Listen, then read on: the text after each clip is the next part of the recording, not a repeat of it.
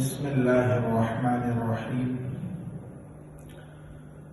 محترم حضرات، سورۃ المعارج کا مختصر خلاصہ آپ کے سامنے بیان کیا جاتا ہے۔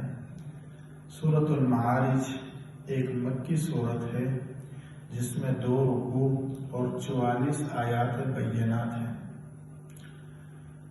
اس سورۃ المبارکہ کا موضوع بھی گزشتہ سورت کی طرح قیامت اور عذاب آخرت ہے۔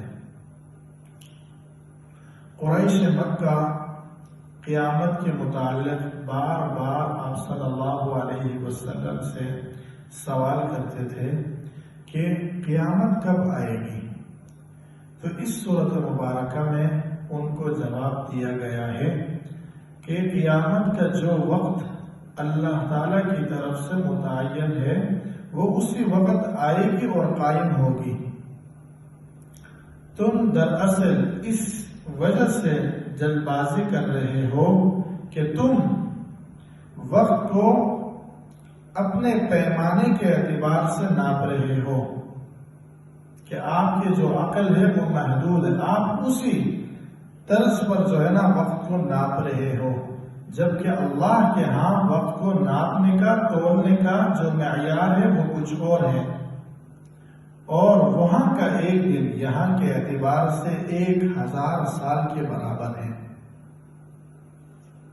اور پھر قیامت کے بارے میں بتایا کہ قیامت کی گھڑی ایسی ہولناک ہے کہ جب قیامت قائم ہوگی، واقع ہوگی، تو یہ لالچی انسان جو دنیا میں بیوی بچوں کے لیے اللہ رب العزت کی نافرمانیاں کرتا رہا، ان بیوی بچوں کو اپنی جان کے خلاصی کے بدلے دینے کے لیے تیار ہو جائے گا، لیکن اس وقت انسان کا یہ کرنا، یہ سوچنا صرف حسرت کی حد تک محدود رہے گا۔ اور انسان کی یہ خصلت بھی بتائی گئی ہے، جب انسان کو کوئی تکلیف اور دکھ پہنچتا ہے تو چلاتا ہے اور چیختا ہے، اور جب اللہ کی طرف سے انسان کو کوئی نعمت ملے تو انسان اکڑنے لگ جاتا ہے زمین میں۔ تو یہ جو سورۃ مبارکہ ہے، یہاں پہ اسی کے ساتھ قیامت کے ذکر کے ساتھ حقیقی نمازیوں کی 9 نشانیوں کو بیان کیا گیا ہے۔ حقیقی جو نمازی ہیں ان کی نشانیاں کیا ہے؟ پہلی نشانی ان کی یہ ہے کہ ہمیشہ نماز کا اہتمام کرتے ہیں۔ دوسری نشانی کیا ہے؟ اللہ کی محبت میں مال کو خرچ کرتے ہیں۔ تیسری نشانی یہ ہے کہ وہ آخرت پر اللہ تعالی سے ملاقات کا ان کو یقین ہے اور اس پر ایمان رکھتے ہیں۔ اگلی نشانی یہ ہے کہ اللہ کے عذاب سے ڈرتے ہیں، ہر گھڑی ہر لمحہ ان کے دل میں خوف خدا رہتا ہے۔ اور اگلی جو نشانی ہے وہ اپنی شرمگاہوں کی حفاظت کرتے ہیں۔